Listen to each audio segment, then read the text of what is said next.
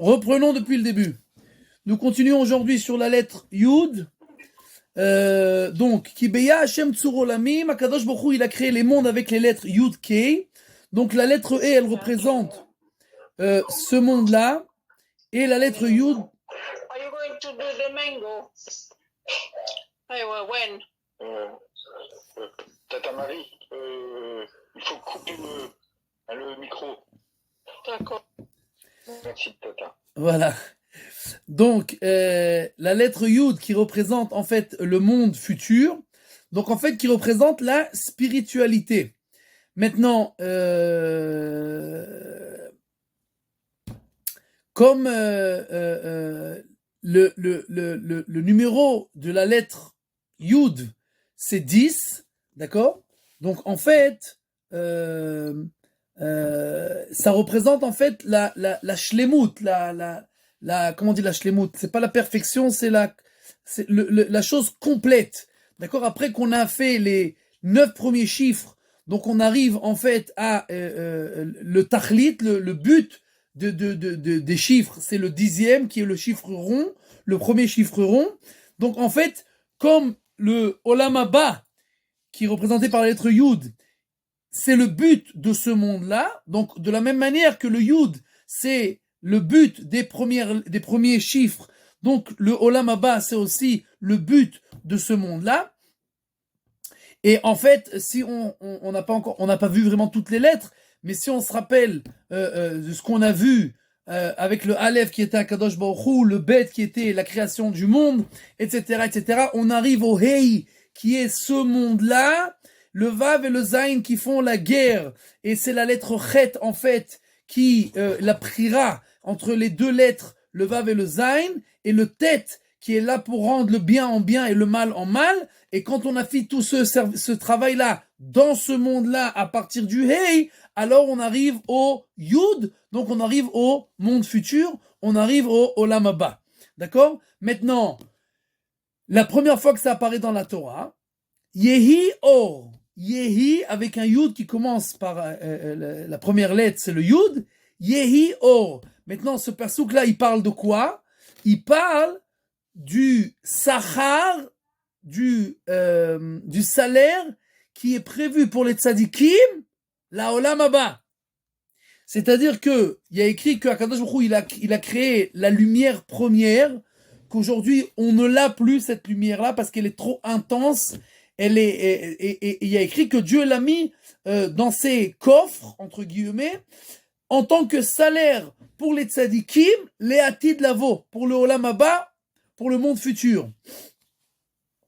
Donc en fait, le mot Yehi qui représente le futur, Yehi Or, donc au futur, il y aura cette lumière-là dans le monde futur. Et comme on l'a dit déjà, donc le Yud représente le monde futur, donc automatiquement la première fois que ça apparaît dans la Torah, c'est Yehi, c'est le futur. D'accord? Maintenant, donc le Yud, il ne représente pas seulement le monde futur, mais en extrapolant l'idée du monde futur et de la lettre Yud, donc le Yud, il représente aussi tout ce qui s'appelle, la prononciation de la lettre Yud, c'est comme Yad. Yud, c'est comme Yad, d'accord? C'est la main, d'accord? Donc, maintenant, la seule chose que je peux faire sortir de moi, c'est mes mains. C'est-à-dire mes mains, elles vont au-delà de moi, elles extrapolent de moi, elles sortent de moi, d'accord? Et elles vont au-delà de moi, d'accord? Maintenant, c'est pour ça qu'en fait, chaque chose en hébreu, quand on veut dire quelque chose qui est un dérivé, quelque chose qui sort et qui s'éparpille, qui va au-delà de la chose première, alors on dit yad. Yad Ayeor, c'est-à-dire que la main du Nil, mais c'est en fait, on parle des dérivés, des petits lacs qui sortent du Nil, etc., comme des mains en fait, qui s'éparpillent et qui sortent de la chose première qui s'appelle le Nil, etc. Donc en fait, tout a commencé en fait par le Yud. vu que le monde futur, les mondes spirituels étaient déjà avant ce monde-là, il est seulement le dérivé des mondes spirituels, la réalisation des mondes spirituels du Olam Haba, bien qu'il s'appelle le monde futur, mais il était, comme il est spirituel, donc le spirituel il était avant, pendant et après. D'accord? Il n'y a pas de temps dans le spirituel. Donc en fait, le début de tout, c'est le Yud. C'est pour ça que le début de tout, c'est un point. Parce que tout commence par un point, comme écrit dans le Tanya, que tout commence par un point, et de ce point-là, on peut tirer de tous les côtés et faire des lettres, et faire ce monde-là, etc. Les Avdil, Elef Alfe Avdalot, Ben Atame ou Ben Ataor. La même idée, disent les scientifiques, avec le Big Bang, qui a tout a commencé avec un point, d'accord? Et de ce point-là, après, tout a évolué, bien qu'on n'est pas d'accord avec cette idée, d'accord? Parce qu'elle est contre l'idée de la création, mais dans l'idée, c'est la même chose. Et c'est pour ça que tout naturellement, alors, si tout commence par le Yud, alors c'est pour ça que le Aleph, si vous regardez bien, le début du Aleph, c'est un Yud. C'est-à-dire que quand on écrit le Aleph, on a dit déjà, c'est un Yud en haut, un Vav au milieu et un Yud en bas. Mais en fait, ça commence par un Yud. De la même manière, le nom de Dieu, qui est la réalisation de tout, d'accord? Il commence par un Yud. Vu que le Yud, c'est le début de tout, Akadosh Baruch Hu, bien entendu, c'est le début de tout, le Aleph, c'est le début de tout, et le Aleph, donc, il commence avec un Yud, et c'est pour ça que dans le Yud, on a en fait la shlemut, la perfection, parce que dans le Yud, on a les 10 sphirotes. Les 10 sphirotes, c'est quoi? C'est les 10 sphères célestes avec lesquelles Akadosh Baruch Hu a créé ce monde-là, et donc, le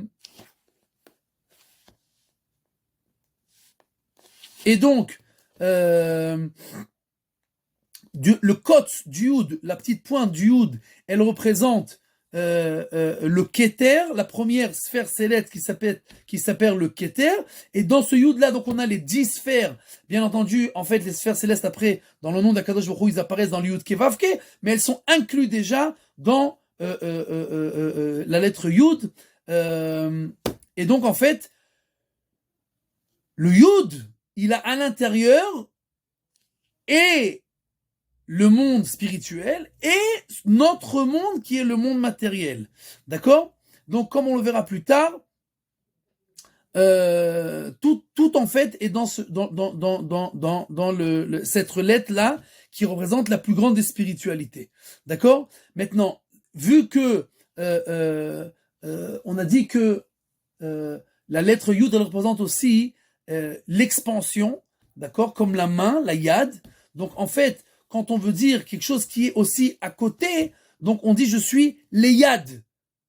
Alors qu'à première vue, ça n'a rien à voir. Je suis l'Eyad. L'Eyad, je suis à côté. L'Eyad, avec ma main. Comme ma main, elle est toujours en expansion de moi, mais elle reste à côté de moi. D'accord? Donc, en fait, tout sort de Akadosh Baruch Hu, de la spiritualité, mais reste à côté. C'est-à-dire que cette expansion-là et cette proximité, elles vont toujours ensemble. Et c'est pour ça que, en hébreu, en Lashon HaKodesh, le mot Yad, Yud, il représente et l'expansion et la proximité.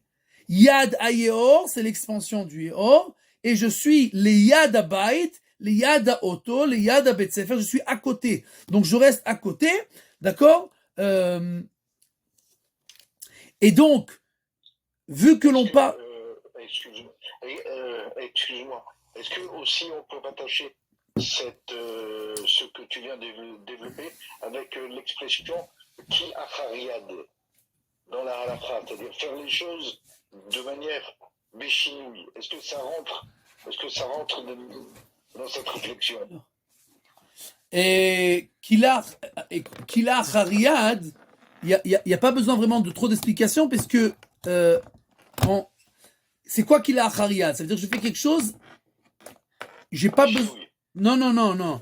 C'est pas seulement béchinouille, ça veut dire d'une manière, quand je fais quelque chose pointilleusement, avec attention, et je fais ça d'une manière medoukdeket, d'accord? Alors je fais ça avec ma main. Donc, Kila Haryad, si je fais ça avec le dos de ma main, c'est-à-dire qu'il y a des choses que j'ai pas besoin de faire avec beaucoup d'attention. C'est ça que ça veut dire. D'accord? Je fais ça Kila Haryad. Ouais, il est venu me rendre visite, Kila Haryad. En passant, c'est pas il voulait vraiment, etc. Il a fait ce dessin Kila Haryad. Il a pas vraiment pointillé. Il a, comme ça, comme s'il avait avec le dos de la main, sans faire vraiment avec attention. D'accord? D'accord. Merci. Maintenant, comme c'est tout à fait extraordinaire, vu que la lettre Yud représente le monde spirituel, le monde futur, automatiquement, elle a le moins de matérialité de toutes les lettres. C'est pour ça qu'elle est la plus petite lettre. Parce que, bien entendu, tout ce qui est, plus on est spirituel, moins on est matériel. Plus on est matériel, moins on est spirituel. Automatiquement, si la lettre Yud, elle représente la plus grande des spiritualités, alors dans les lettres, elle sera la plus petite des lettres, c'est-à-dire avec son corps matériel, physique, il sera bien entendu le plus petit. D'accord? Maintenant,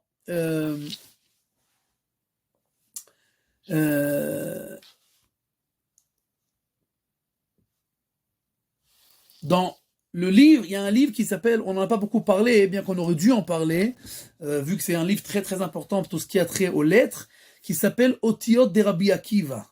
Otiyot de Rabbi Akiva, c'est un livre entier, très difficile à trouver. Je l'ai moi, pas en livre, en photocopie seulement. Les lettres de Rabbi Akiva, un livre entier que Rabbi Akiva a écrit sur les secrets des lettres. D'accord? Là-bas, Rabbi Akiva a écrit que pourquoi la lettre Yud c'est la plus petite des lettres. Comme on parle du monde futur, alors qui c'est qui a le droit au monde futur? Rabbi Akiva a dit Kol hamaktin et atzmo ba'olam hazeh az hu nochel et chayei ha'olam haba. C'est-à-dire que pour avoir cette petite lettre qui est le monde futur, alors toi, tu dois, dans ce monde-là, de la même manière que la lettre Yud, dans l'état physique, comme on l'a dit juste avant, elle est la plus petite. Si tu veux arriver à ce Yud-là, à ce monde futur-là, à ce Olam Haba, alors toi, tu dois faire le plus petit possible. C'est-à-dire non seulement d'un point de vue que de la matérialité, je dois amoindrir ma matérialité le moins possible, d'accord? Mais aussi, je dois me faire moi le plus petit possible. Pourquoi? Parce que la Gemara dans Masechet Sota Daf Hei, elle dit que c'est quelqu'un qui a le gassut haruach, quelqu'un qui est orgueilleux, alors Katuv oto lo uchal, et la Gemara elle dit al tikre oto et la ito lo uchal. Avec lui, je ne pourrais pas. Ça veut dire que Akadosh Baruch Hu, il dit, moi avec quelqu'un qui a la gava, je peux pas être ensemble. C'est pour ça que l'homme qui était le plus proche de Kadosh Baruch Hu, c'était Moshe Rabbeinu, et c'est pour ça que Moshe Rabbeinu écrit sur lui qu'il est le Hanav Mikol Adam Asher al Pnei Adama. De la même manière, le mont Sinaï, il s'est fait le plus petit de toutes les montagnes, donc il a été le plus proche d'Akadosh Baruch Hu, c'est celui qui a été donné la Torah. Plus on se fait petit dans ce monde-là, plus on reçoit le monde futur. Plus on est la lettre Yud petit physiquement, plus on arrive à la lettre Yud qui est le Olam Haba, la proximité avec Akadosh Baruch Hu. Et de la même manière, Rabbi Akiva il écrit que Raïti bnei aliyah vehema mu'atim, c'est-à-dire que les tzadikim qui ont droit au Olam Haba, par rapport au nombre de gens qui sont dans ce monde-là, ils sont un petit nombre. D'accord? Donc c'est pour ça que c'est la plus petite lettre, parce qu'en fait c'est la plus petite partie du monde qui arrive au Olam Haba. Donc c'est pour ça que la forme de cette lettre-là, elle est la plus petite. Maintenant, la lettre Yud, son chiffre, c'est 10. Maintenant, 10 en hébreu, c'est quoi? C'est Eser. Eser. Eser, c'est Ain, Shin, Resh.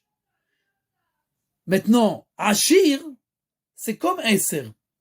Ashir, c'est les mêmes lettres que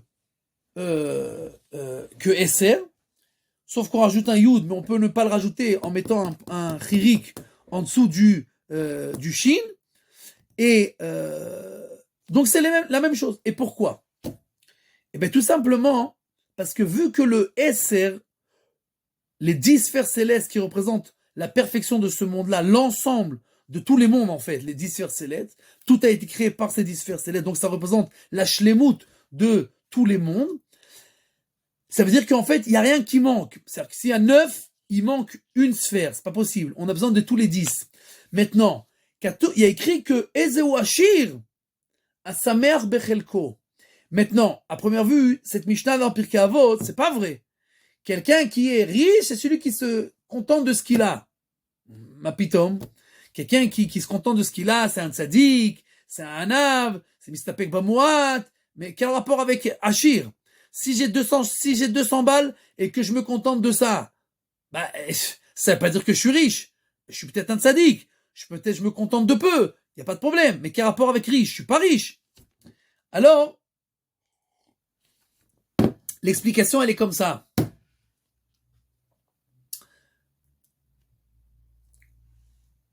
Qui c'est l'homme qui est véritablement riche? Bill Gates. Il a des milliards et des milliards et des milliards. Ok. Qu'est-ce qu'on en a à faire qu'il a des milliards et des milliards et des milliards? Il mange avec la même fourchette que moi, la même assiette que moi, il dort dans le même lit que moi, même si son lit il est en or, le mien il est en bois, il n'y a pas de différence. Je dors dans un lit, il dort dans un lit, etc., etc. La différence, c'est que quelqu'un qui est riche, il peut acheter tout ce qu'il veut. Lui, moi j'ai pas d'avion, je peux pas acheter un avion, j'ai pas d'avion, d'accord? Lui, il peut acheter un avion, il peut acheter un Boeing, il peut acheter un avion particulier, il peut acheter ce qu'il veut, d'accord? Donc, si j'ai 100 milliards de dollars dans mon compte en banque, dans mon compte en banque, mais je peux pas les utiliser, ça me sert à rien. Ça veut pas dire que je suis riche. Riche, ça veut dire que j'ai tout ce que je veux. Tout ce que je veux, je peux l'acheter, je peux l'avoir. Donc, riche, c'est pas un chiffre dans le compte en banque. Parce que ce chiffre-là, il sert à rien. Riche, ça veut dire que je peux avoir tout ce que je veux.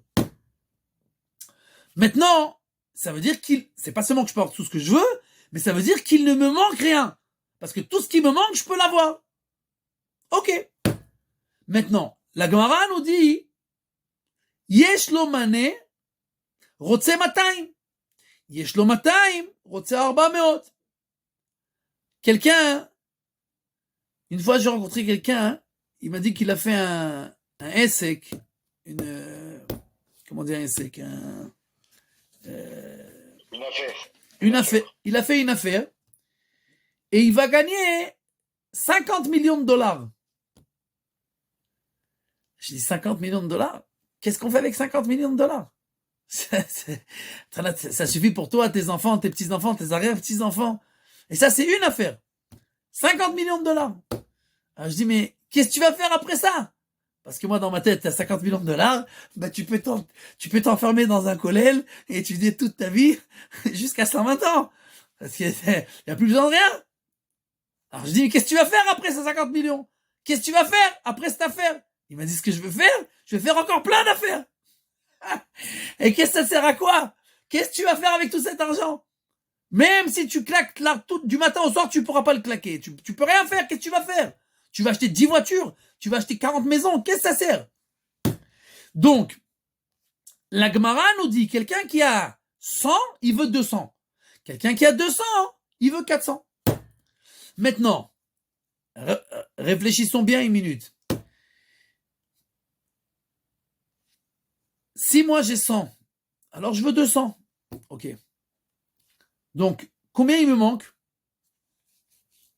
Il me manque 200. S'il me manque 200, c'est pas la fin du monde. Je vais pas mourir et je vais bien dormir la nuit. Mais si j'ai 1 million et il me manque 2 millions, ouais. Quand il te manque 2 millions, tu dors pas la nuit. C'est-à-dire qu'il te manque énormément. Quand tu as 100 et que tu te contentes de ces 100, alors il te manque 200. Mais 200, c'est pas la fin du monde. C'est rien. Il me manque pas beaucoup. Il manque pas beaucoup. J'ai tout ce que j'ai besoin et il me manque pas beaucoup. Quelqu'un qui a 10 millions, mais il lui en manque 20. Alors il lui manque énormément. Et alors il lui manque tellement qu'il est pauvre. Parce qu'il lui manque. Quelqu'un qui est riche, c'est quelqu'un qui a tout ce qu'il a besoin et tout ce qu'il veut. et il lui manque rien. Donc si moi j'ai 10 millions et qu'il m'en manque 20, donc il me manque énormément. Donc en fait, c'est pour ça que Ashir et Esser, c'est les mêmes lettres. Parce que Esser, c'est quand il manque rien. Quand il y a les 10 sphères célestes, il y a tout, il y a la quantité parfaite. D'accord? Donc, quand quelqu'un, il lui manque rien, il est Ashir. Comme ce monde-là qui, pour ne rien manquer, il a besoin de tous les 10, tous ces 10 sphères célestes, d'accord? Alors, de la même manière, quelqu'un qui est riche. De la même manière, tout ce qu'on veut montrer, la perfection et la shlemut, comment on dit la shlemut? La shlemut, c'est...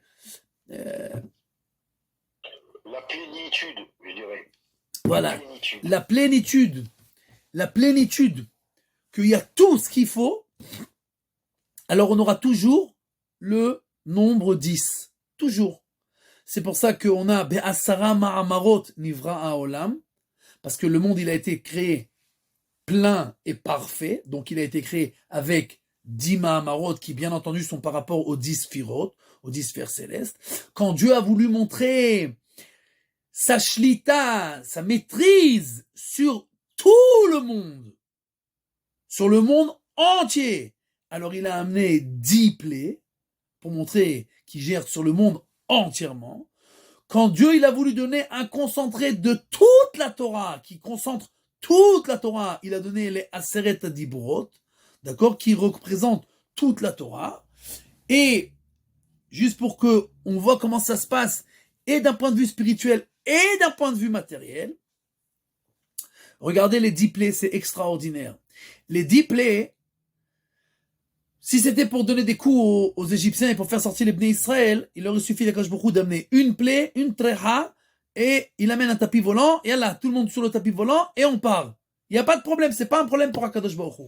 Mais le but du jeu, c'était pas de donner des coups seulement aux Égyptiens, c'était aussi, d'accord? Mais c'était surtout pour montrer au peuple juif essentiellement, et au monde entier en parallèle, que Akadosh Baruch Hu, il gère le monde entièrement, pleinement, parfaitement, millimètre après millimètre. Regardons comment ça se passe.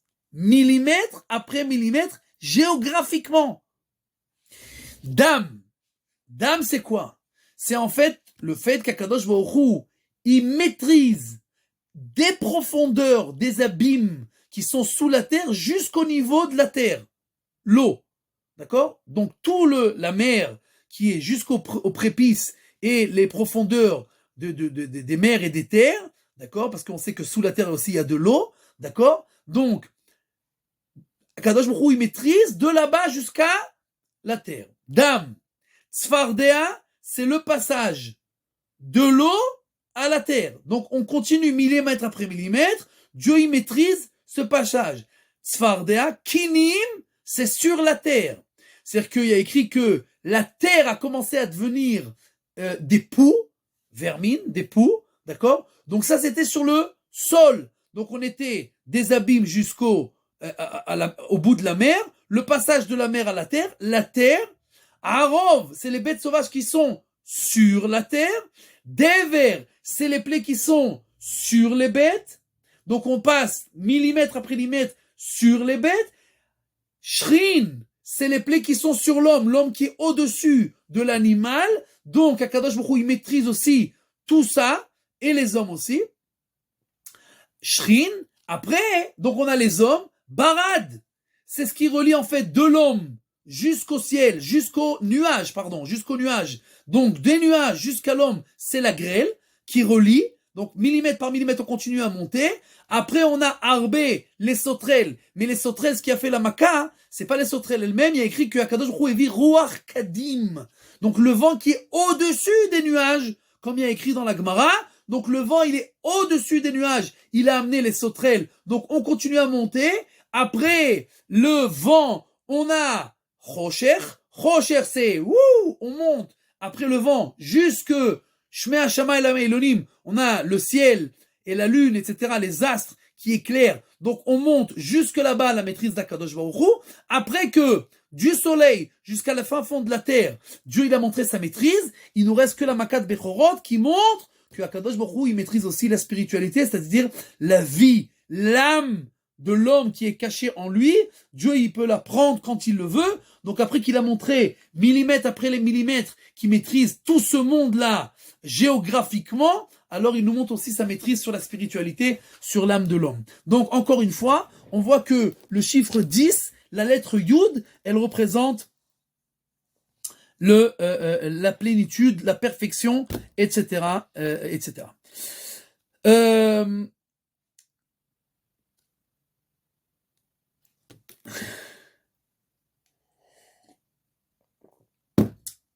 Quelque chose de très intéressant.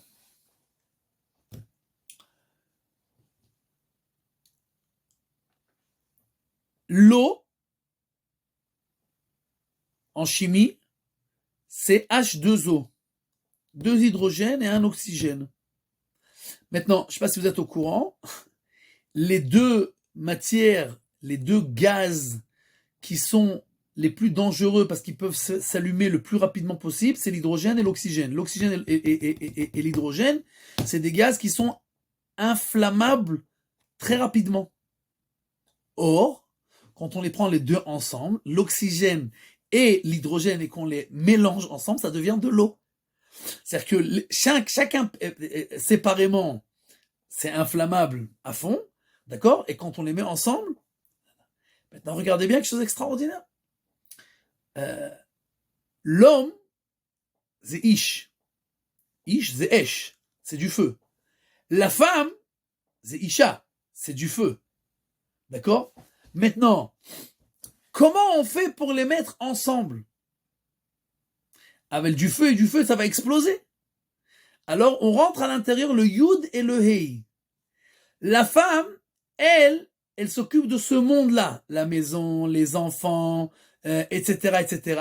L'homme, il s'occupe d'amener le monde futur dans ce monde-là. Il étudie la Torah, il ramène la halacha, il explique comment on fait pour sanctifier cette maison-là, etc., etc. Donc, en fait, l'assemblage du Yud et du Kei de ce monde-là et le monde futur, de la femme et de l'homme, c'est ça qui amène la perfection. C'est pour ça qu'un homme et une femme ensemble, il y a écrit dans la Gemara qu'un homme sans femme, il est comme Chatsi Ben Adam. C'est comme une moitié d'âme, d'accord? Parce que ce monde-là, sans le monde futur, ou le monde futur sans ce monde-là, ça sert strictement à rien, vu que pour le monde futur, on a besoin de ce monde-là, et impossible d'arriver au monde futur sans ce monde-là, et si on n'a que ce monde-là et qu'on n'a pas le futur, ça sert à rien, parce que tu viens de la poussière et tu retournes à la poussière, donc on n'a rien fait, ça sert strictement à rien. Nous continuons. Oh, donc, en fait, si on comprend que la lettre Yud, ça représente la spiritualité la plus grande qui puisse exister, donc on verra à chaque fois que dans les mots dans la Torah qui auraient dû être écrits avec un Yud et que la lettre Yud a été enlevée, alors on comprendra automatiquement, ça veut dire qu'il y a eu une perte de spiritualité. Par exemple, vous voyez là le passage qui est écrit devant vous, En elim tsa'aku chutza. Malaché Shalom, Mar Ivkayun. זאת אומרת, il y a écrit En Elim Tsa'aku, mais il n'y a pas écrit, Elem. Pourquoi? Parce qu'on parle maintenant de la destruction du temple. La destruction du temple, bien entendu, c'est quand la spiritualité la plus grande, qui était la Shrina, qui était dans le Mishkan, dans le temple, dans le Beth Amikdash, d'accord, elle est partie et donc il y a eu la destruction du temple. Donc bien entendu, c'est-à-dire qu'en fait, quand il y avait le Beth Amikdash, il y avait comme si le monde futur était dans ce monde-là. La Shrina, elle était à l'intérieur et quand on a perdu cette Shrina, on a perdu cette spiritualité. Bien entendu, le Yud, il saute. De la même manière, Ve'anesiim eviu et avne ashoam, et il y a écrit là-bas Nesiam, pas Nesiim. Ils ont perdu leur Yud tout simplement parce que Rashi nous explique, le Midrash nous dit que les Nesiim ont été paresseux et ils ont été les derniers. Donc ils sont descendus de leur niveau spirituel. Ils ont perdu de leur niveau spirituel. Et c'est pour ça qu'ils ont perdu leur lettre Yud. Maintenant, comme on l'a dit juste avant, comme la lettre Yud, elle représente en fait la perfection et la fin de tout en fait. C'est-à-dire que le Aleph, c'est Akadosh Baruch Hu, le Bet, la création, etc., etc. Donc on arrive aux têtes qui est de remettre le bien à sa place et le mal à sa place. Et après qu'on a fait ça, on arrive au Yud, au monde futur, à la spiritualité. Donc en fait maintenant, il y a écrit que tous les 10, il y a écrit Naout Sofam Bitrilatam. Ani Rishon Vani Acharon. Si le Yud c'est la première lettre, comme le Aleph c'est la première lettre, et le Yud en fait c'est aussi la première lettre, parce que le Yud c'est la dernière, mais comme on l'a dit, le Aleph il commence par un Yud en fait. Donc la première lettre c'est un Aleph. On a vu quand on arrive au Tzadik Sofit, on arrive au Elef c'est le Aleph. Donc la première c'est la dernière. Le Yud c'est la dernière lettre de la perfection des 10, et le Yud c'est la première du Aleph, c'est la première partie du Aleph. Donc quand en fait on prend les lettres de Aleph à Yud et qu'on rajoute de l'autre côté de Aleph, de Yud à Aleph, alors on arrive à quelque chose de tout à fait intéressant, d'accord, qui est bien entendu pas dû au hasard, d'accord. Aleph et Yud c'est 11, Bet et Tet c'est 11, Gimel et Chet c'est 11, etc., etc. Toutes les lettres quand on les prend de 1 à 10 et qu'on met de l'autre côté à l'envers, c'est-à-dire du début à la fin et de la fin au début, parce qu'on a dit que Ani Rishon, Vani Acharon, en fait le début et la fin c'est la même chose, alors on arrive toujours à 11. Pourquoi? Comme on l'a dit, parce que le 11 en fait c'est le 10 c'est la perfection, et le Aleph, le 1 qui est au-dessus de tout, c'est comme on avait vu la dernière fois que Aleph en Gematria c'est 111, parce que bien que Elef c'est 1000 et c'est à première vue l'énormité, la dispersion et la multiplicité, etc. Toute cette multiplicité-là, tout ce monde-là, c'est le même Aleph, c'est le même 1, c'est le même Akadosh Baruch Hu. De la même manière, Dieu est au-dessus de tout et il s'occupe de tout. Si on a le temps, on verra pour les noms de l'homme. Sinon, vous l'avez de toutes les façons sur les diapositifs. Vous pourrez les voir plus tard après. Donc, celui qui veut voir par rapport au nom de l'homme, il pourra voir après. Nous passons directement à la lettre Lamed. Alors, la lettre Lamed, une lettre très très intéressante. Comme D'abord, la lettre Lamed, c'est la lettre qui est au milieu. D'accord? Elle est au milieu de l'alphabet. Et, bien entendu, c'est la plus haute des lettres. D'accord? Donc, elle voit, comme quelqu'un qui est dans une tour, qui voit les horizons, qui voit le but, l'objectif, là où on doit arriver, parce que c'est lui qui est le plus haut. Donc il voit, par exemple, quelqu'un qui est dans un labyrinthe, il ne sait pas comment sortir, mais quelqu'un qui est au-dessus du labyrinthe, alors il sait où elle est la sortie et comment on fait pour y arriver. D'accord? Donc, en fait, toute chose que l'on voudra dire qu'on veut arriver à un but, on va commencer par la lettre Lamed. Okay? Je vais, Ani nosea la bait. Ani olech la yeshiva. Ani oved leagia la olam haba. Le atid lavo. C'est-à-dire que chaque chose qu'on voudra dire un but, je dirais avec la lettre Lamed, d'accord? Parce qu'elle représente, encore une fois, le fait que l'on peut regarder pour voir où est l'objectif et là où on veut arriver. D'accord? Maintenant,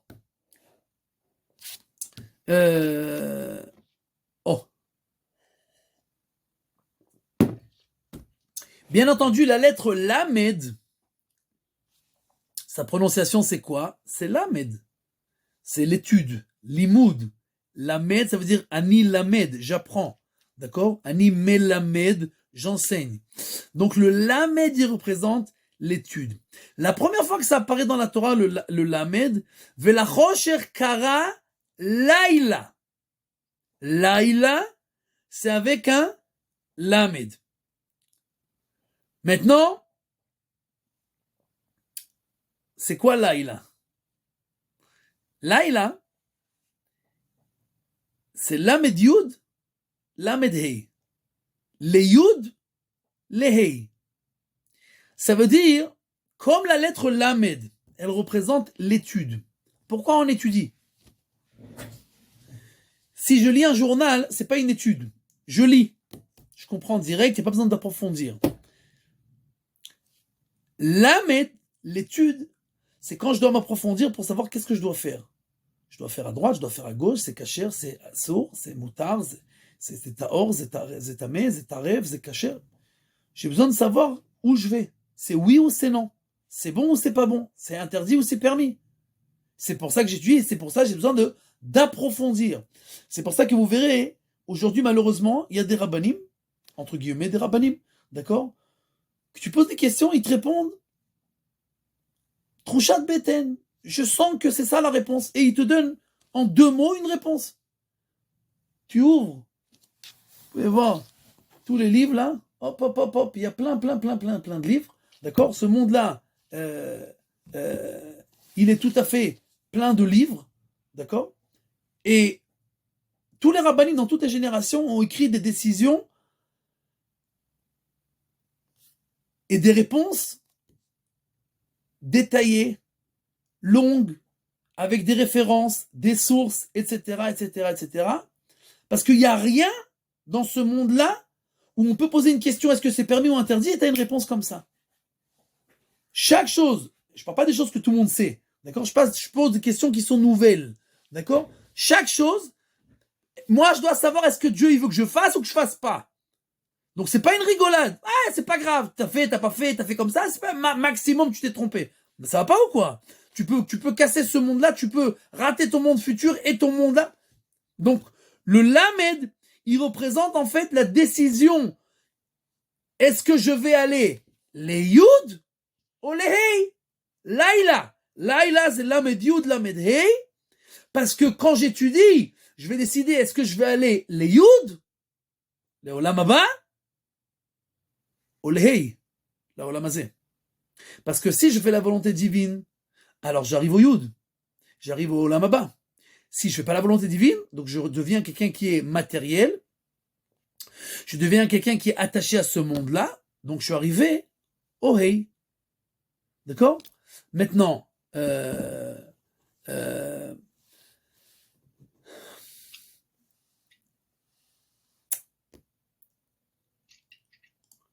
bien entendu, le limoud,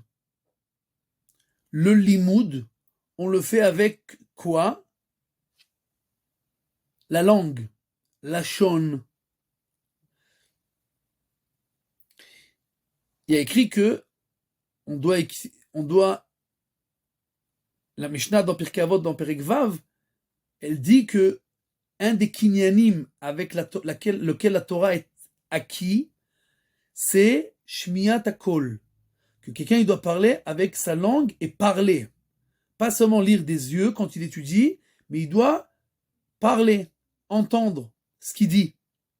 Maintenant, vous ferez attention que de toutes les lettres, toutes les 22 lettres, la seule lettre où je prends ma langue et je dois la faire monter le plus haut possible, c'est le Lamed. Lamed, la langue, elle monte le plus haut possible.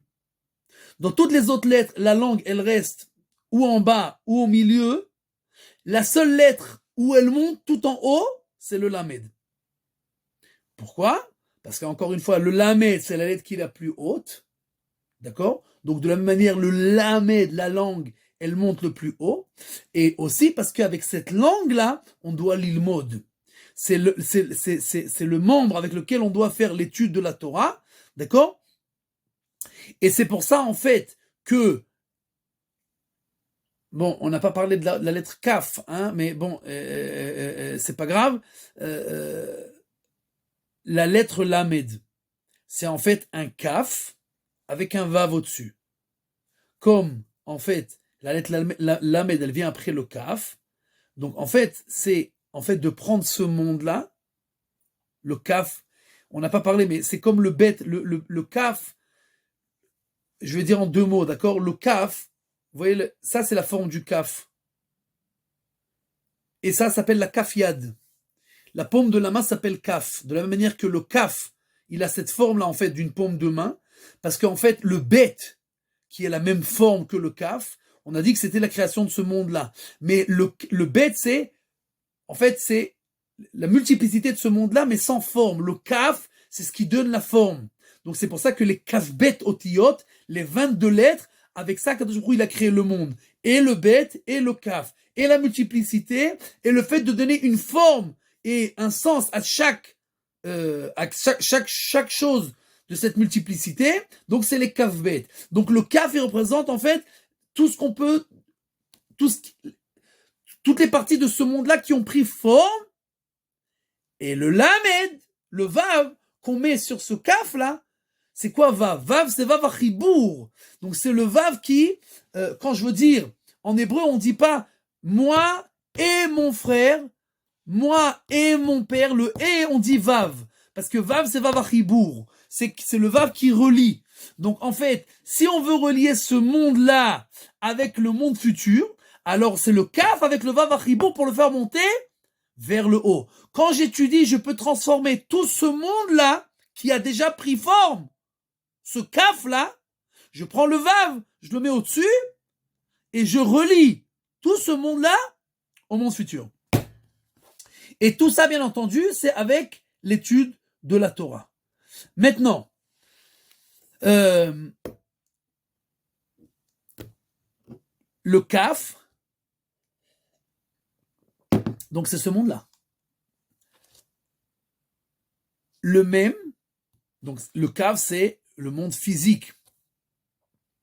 Le même, c'est le moach. Moach.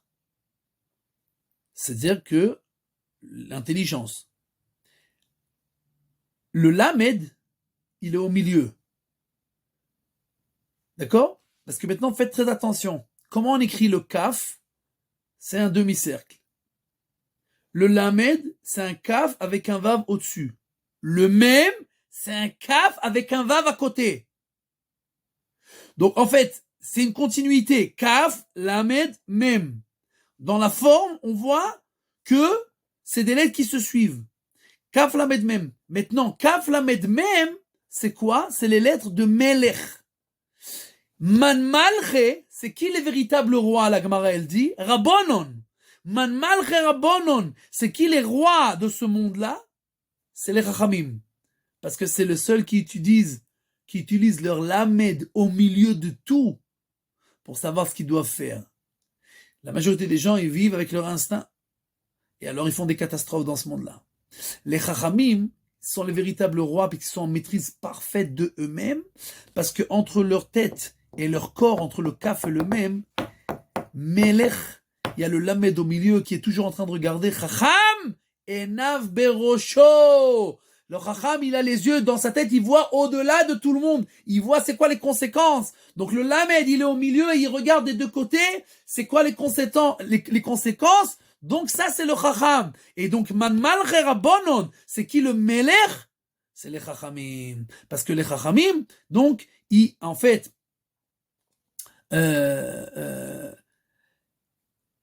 avec l'étude de la Torah, un homme, il peut s'élever et se relier au monde spirituel. Il peut avoir le roi HaKodesh, et tout ça grâce à l'étude de la Torah. Le Raïved, il dit dans Ilchot Souka sur le Rambam, et dans Ilchot Bet HaBechira, dans deux endroits, le Ravad, il dit que Ugvar nitgala roi HaKodesh bebet midrashenu. On a déjà le roi HaKodesh qui s'est dévoilé dans nos Bet Midrash. Le Khatam Sofer, il pose la question, quel roi HaKodesh? Il est écrit que depuis le peu de la Gemara, il n'y a plus roi HaKodesh. Alors comment le Ravad il dit ça? Le Khatam Sofer, il dit que quelqu'un qui étudie la Torah, alors à la fin, et on voit ça jusqu'à aujourd'hui, et le Sfat Emet, il écrit que chaque grand de sa génération, même si relativement il est beaucoup moins grand que les grands des autres générations. Ça, c'est la Gemara qui dit ça déjà. Mais Satemeit, il explique que non seulement il est considéré comme le grand de la génération, mais il a aussi la proximité à Kadosh Baruch Hu comme s'il était dans la génération d'avant. C'est pour ça qu'on voit, par exemple, on va chez Reb Chaim Kanievski, ou chez tous les grands de notre génération, qui sont bien entendu pas comme Moshe Rabbeinu, ou Rabbi Akiva, ou je sais, Tam Sofer, ils sont pas à ce niveau-là, d'accord? Mais encore, on voit que ce qu'ils disent de leur bouche, comme ils sont entièrement Torah, alors ils sont reliés au monde d'en haut, et tout ce qu'il parle, c'est comme Ruach HaKodesh. C'est ce qu'il écrit. Donc c'est Ruach HaKodesh, c'est pas que j'entends des voix et je sais ce que je...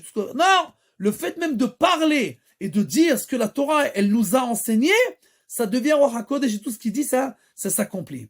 D'accord? Maintenant,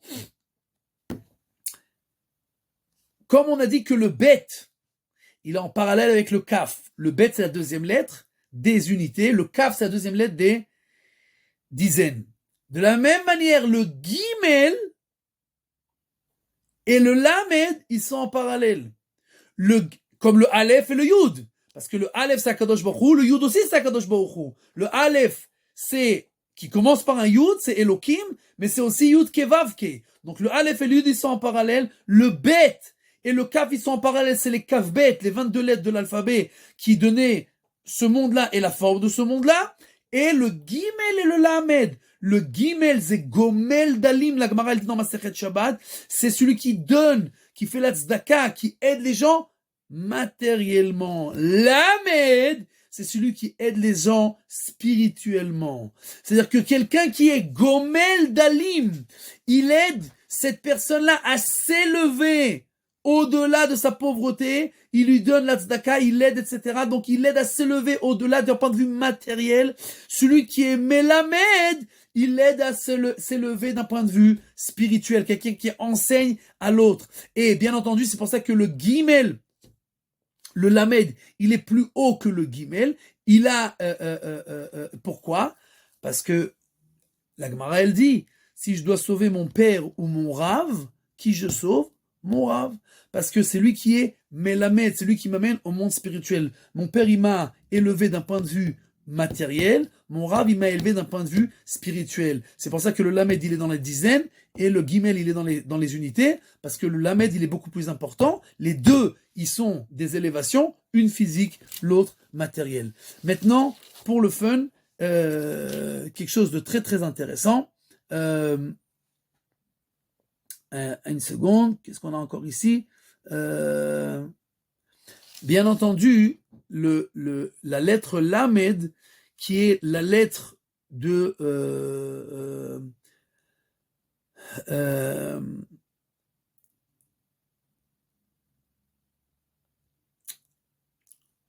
l'étude. Donc c'est aussi la lettre du cœur. Pourquoi la lettre du cœur? Parce que maintenant, il faut savoir qu'il y a écrit que Zeleu Matzeh Asa Elokim, tout ce qu'a fait Dieu dans la spiritualité et le positif, il l'a fait aussi dans les forces du mal et l'impureté. Donc tout est en parallèle, tout. Pour qu'il y ait le libre arbitre, tout est en parallèle. C'est pour ça que tu prends la lettre Lamed, qui représente la possibilité de monter dans le monde futur, de s'accrocher à Kadosh Baruch Hu, le Vav HaChibour. Tu prends le Lamed, tu le mets à l'envers, c'est la forme d'un serpent. Parce que ce Lamed-là, il y a écrit que la Torah, quelqu'un qui zacha ne'eset lo sam chaim, lo zacha ne'eset lo sam amavet. Donc cette Torah-là, quelqu'un qui l'utilise pour s'accrocher à Kadosh Baruch Hu, se connecter à Kadosh Baruch Hu, alors ça devient sam chaim. C'est quoi sam chaim? Chaya olam haba. C'est une drogue de vie. Parce que la vie, c'est pas dans ce monde-là. Ce monde-là, c'est rien du tout. C'est éphémère. La seule vie, c'est Chaye Netzach, la vie éternelle. Et ça, c'est quand on est connecté à Kadosh Baruch Hu qui est éternel. Donc, avec le Lamed, on peut étudier et monter à la vie. Et sinon, Samamavet. C'est quoi Samamavet? C'est le Yetzirah, c'est le Nachash. Le Nachash, le serpent qui a amené la mort. C'est lui qui a amené la mort à ce monde-là. Donc, si tu prends cette même Torah-là, tu la mets à l'envers sur Lamed, c'est exactement la forme d'un serpent. D'accord? Et maintenant, bon, si on a encore le temps, dans une seconde, on verra ça. Quelque chose de très intéressant que le Gaon de Vilna nous dit, Et maintenant qu'on a compris ce qu'on a compris, on va kiffer, là, cette explication. Il y a écrit dans Kohelet, Lechol zman va'et, lechol chefetz tachat hashamayim. Il y a écrit que chaque chose dans ce monde-là, il a un temps précis, il a un temps qu'on doit le faire. Il y a écrit, et la ledet ve'et lamut. Il y a un moment pour naître, un moment pour mourir.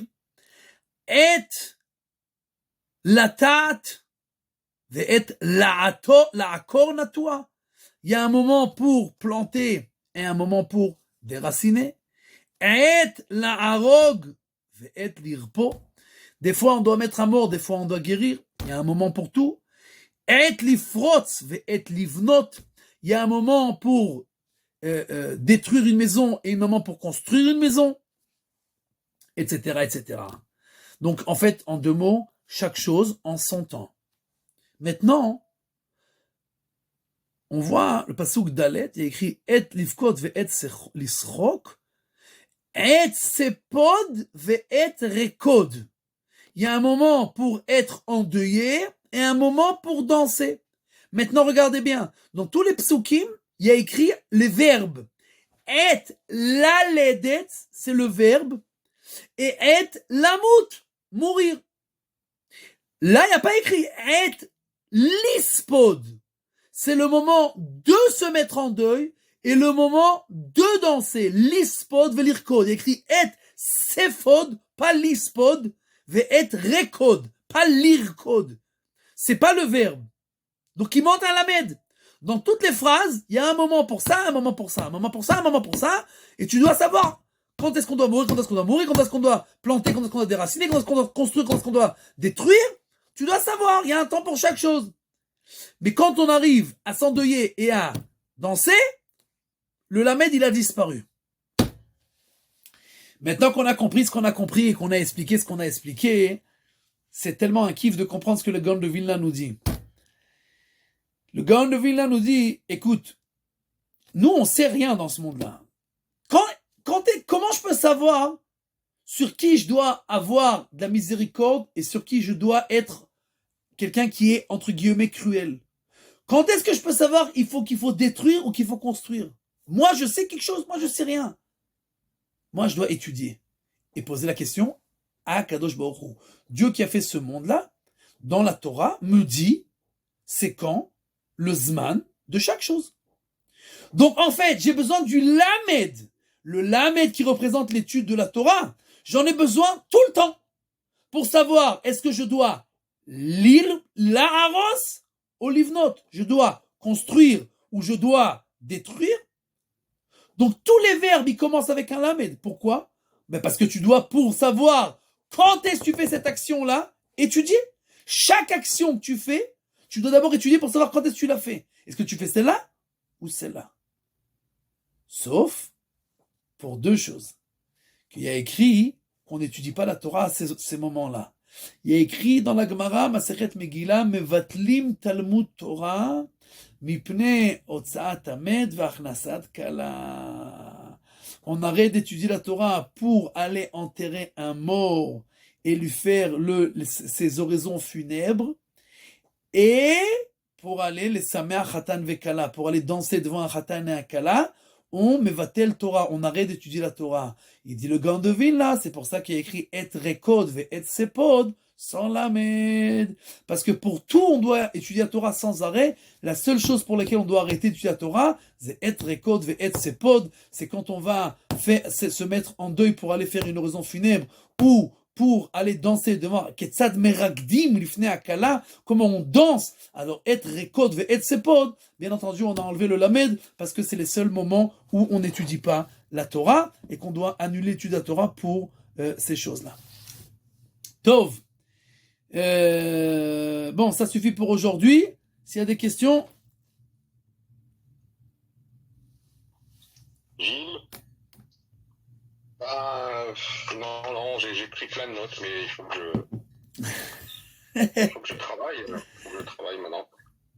Alors, peut-être, Rav, j'ai une question sur ce que tu as dit. qui est très, très intéressante, enfin, parmi tout ce que tu as dit. Le lamed, quand il est droit, c'est une étude authentique. Et quand tu couches le lamed, il devient le nachash. Alors comment est-ce qu'on peut savoir si notre étude, elle provient du lamed debout ou elle provient du nachash? Est-ce que tu comprends? La réponse est toute simple. Il y a écrit dans la Gemara, dans Ta'anit, la Gemara ramène un pasouk. Il y a écrit qui sifte Kohen ishmeru dat veTorah yevakshu mipiu ki malach Hashem tzvakot hu. De qui je vais étudier la Torah? La Gemara elle dit im rabcha domeh lefanecha kemalach. Si ton rab il ressemble à un malach, alors étudie de lui. Sinon n'étudie pas de lui. Alors on va pas expliquer cette Gemara parce qu'il y a des dizaines et des dizaines d'explications.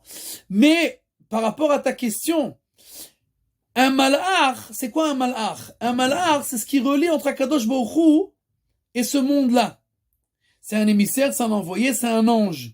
D'accord? Donc si on a besoin pour savoir est-ce que ce que j'étudie c'est bien, on a besoin d'un Rav qui est relié à Akadosh Baruch Hu par son Rav, qui est relié à Akadosh Baruch Hu par son Rav, qui est relié à Moshe Rabbeinu, qui était lui-même un ange. Il y a écrit dans le Pasuk, dans la parasha de la semaine, Ine anochi sholach malachi lefanecha. Rashi dit c'est qui malachi? Mon ange, c'est Moshe Rabbeinu. Donc Moshe Rabbeinu qui était comme un ange. Donc Moshe kibel Torah mi Sinai Sara li Yoshua. Aujourd'hui malheureusement il y a plein de rabbanim qui ont plus de Masoret Psika. Ils sont des autodidactes. Tu as entendu ça, des autodidactes? D'accord? Ils se sont fait eux-mêmes. Il n'a pas de Rav. Il n'a pas une Masoret qu'il a reçue de son Rav, qui a reçu de son Rav, qui a reçu de son Rav, qui est comme un malach. Donc, quelqu'un qui étudie de cette manière-là, il peut arriver à dire des énormités et des ch'touillottes et des trucs qui sont complètement contre la Torah, qui l'amèneront en enfer. D'accord? Même s'il étudie toute sa vie. D'accord? Donc, la Gemara te dit, tu as besoin de te raccrocher à un Rav chez Domé lefanecha kemalach. Donc c'est quoi Domé lefanecha kemalach? C'est quelqu'un qui est là pour te raccrocher à Kadosh Baruch Hu, et de la même manière que lui, il était avec un Rav qui était comme un malach, jusqu'à Moshe Rabbeinu. Donc si on a une Masoret, alors, moi je reçois de mon Rav qui a reçu son Rav qui a reçu Moshe Rabbeinu. Donc je sais exactement ce que j'étudie, c'est l'intention de ce qui a écrit. Mais si j'étudie tout seul ou d'un Rav qui n'a pas de Masoret, ben c'est fini. Ouais, je pense en particulier à Shabbat Tzvi qui a fait de son Lamed un Nachash. Ah ben Shabbatai Tzvi c'était l'élève de Rabbi Yaakov Hagiz. Oui. Le problème c'est que Rabbi Yaakov Hagiz, qui était un tzaddik esod olam, dès qu'il a vu que son élève il a commencé à virevolter, alors il lui a dit, il l'a jeté et il voulait plus lui enseigner. Donc en fait il a arrêté la transmission. Et Shabtai Tzvi il s'est pas soumis à son Rav et bien entendu on a eu ce qu'on a eu après. Ok. C'est bien. Ok, Gilles, je ne sais pas si tu veux intervenir. Non, j'avais une question, mais c'était, tu te rappelles, c'était pas sur cette lettre-là, donc. Ah, je lui ai transmise, hein. Non, je crois, mais. Voilà, donc il va y répondre. C'était à propos